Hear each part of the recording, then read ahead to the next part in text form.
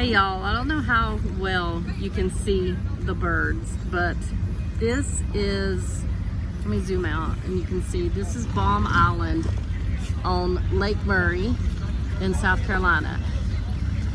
Every night, 800,000 to 1 million purple martins fly in from over 160 miles away to roost here. They do it from June to August, and the peak is mid-July to late July.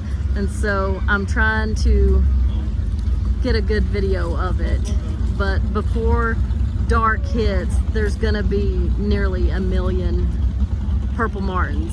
So I'm trying to get a good video of it. And they're just now starting to fly in, so I'll show you the crowd.